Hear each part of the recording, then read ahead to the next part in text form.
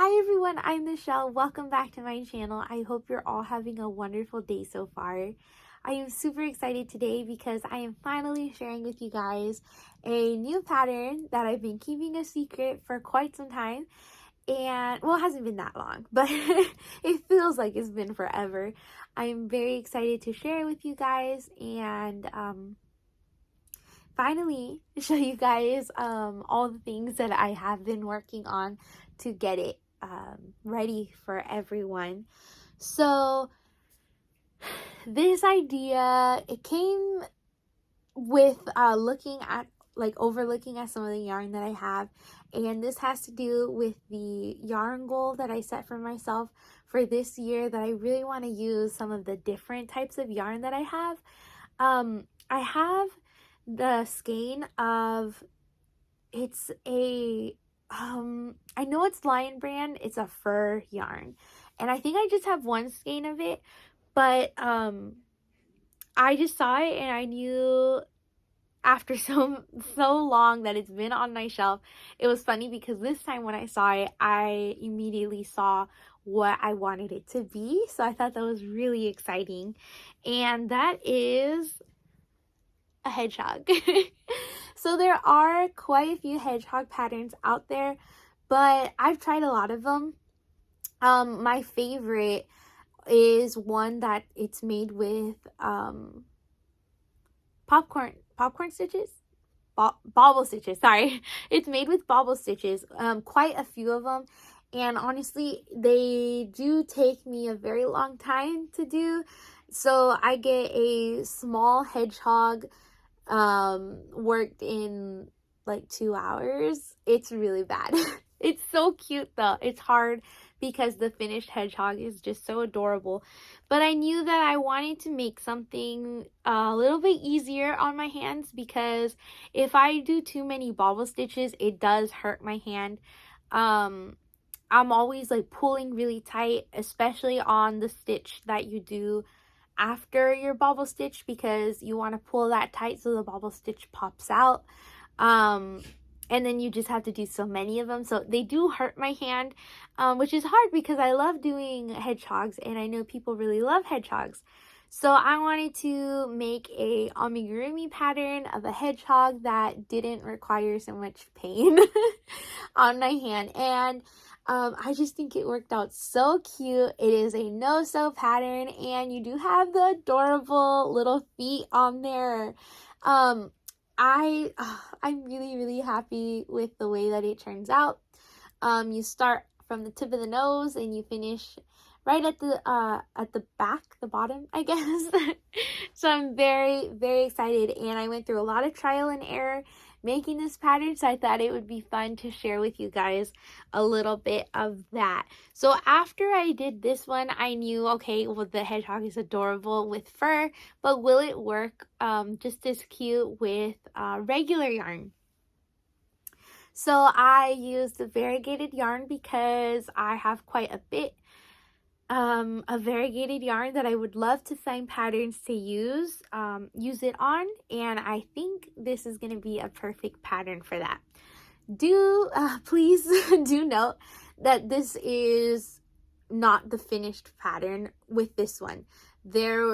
I'm happy I made it, but I ended up using this as an eye opener, and I fixed the pattern after this. So if you if you crochet it like it's in the pattern, it will not come out like this. It'll be slightly different. So this is the variegated. I think this color, this variegated yarn, is just so pretty. Let me see if I could focus it. But I am happy that I did this because I realized that it would be better if it had some sort of a ridge, so you can tell if by seeing it from the front that it's not a bald hedgehog. He definitely needed some sort of ridge. So that's a regret that I have of not doing it on this one. I might just fix this one by like crocheting on top of it, just so he doesn't look so bald. But this is the only one that looks this way, because for the next one, so what I ended up doing was I got a strand of purple yarn, and then I don't know what type of yarn the other one is, but it's some sort of like really fun party yarn. It's got strands everywhere, but I thought it would be really cute to work it on a hedgehog, so that's what I did. And you can see now it does have this ridging up here. If I even pull down on the fur sticking out, you can still see it has that ridge. So I like that a lot more than the way this one looked. So I'm very happy. And again, this was holding a very, very thin strand of purple, and then this yarn, which this is also extremely thin. I have no idea what type of yarn that was. I'm pretty sure it was gifted to me, and I've had it in my shelf for a very long time, not knowing what to do with it. So I decided, you know what, I'm gonna use it up making hedgehogs. They're so cute and really addicting. They work up really quickly. So I made a few adorable hedgehogs. I made 4 because that's the purple, the funny yarn. There was enough to make 4.5, and I didn't know I could only make half when I started the 5th one. But here is the 5th one, and I think this one came out really, really pretty. It kind of looks like it shifts from this like beautiful purple to this amazing blue.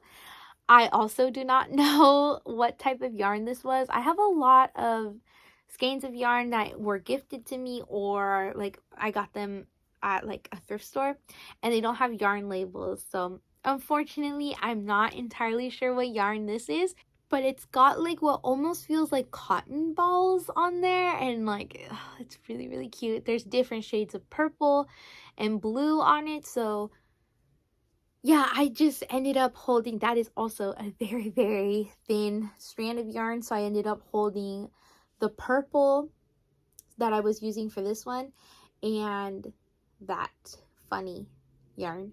So if you have any funny or like different types of yarn, this is definitely going to be a perfect pattern for that. And it's so cute. The eye placement makes a really big difference too. This yarn definitely made it come out a little bit bigger, but I am so excited to just do different things with it. I want to make one in blanket yarn, and I want to have another go at the variegated, but do it right, because I'm sure it'll make a big difference and it'll be so much cuter. For this one, this is the reason why this one came out different. So in the pattern, I do talk about if you're using yarn that's a little bit harder to see, and some of the different things that you can do on your hedgehog. Yeah, because I know for this yarn, I would not have been able to do this ridge on it. So I definitely talk a little bit about that in the pattern. It was interesting doing this one because there's so many different options, different yarns that you can use, and I think that made it a little bit complicated because I was trying to figure out something like a way to write the pattern that was universal, but then at the same time, once I did it this way, I realized that some things looked better on certain types of yarn, and then some things just weren't necessary with other types of yarn. So yeah, I'm very excited for this new pattern, and I hope you guys enjoy it as well. It's another one that's made with lots and lots of love, and I just really hope you guys enjoy it and make as many hedgehogs as I have. I'm on 7, and I will be making the 8th one very, very soon. Yeah, there will be more. I'm actually recording this video before the pattern is officially out, but by the time the video is up, the pattern will be out. So you can go ahead and check it out if you're interested. It's going to be in my Etsy and Ravelry, which will both be linked in the description box below. Like I said, by the time this video is out, the pattern is out. So there will be more hedgehogs made by the time I post this than I have shown in this video, but I'll be sure to show them in the next yarn talk video. So thank you so much for watching, and I really hope you guys enjoyed seeing all the hedgehogs. I'm so excited to make more, and I can't wait to see if you guys make hedgehogs as well. Feel free to send me pictures. You can tag me on Instagram or on Facebook, or you can email them to me, and I'm more than happy to share them on here if you want, or I would just love to see them. So yeah, I will see you guys next time. Bye.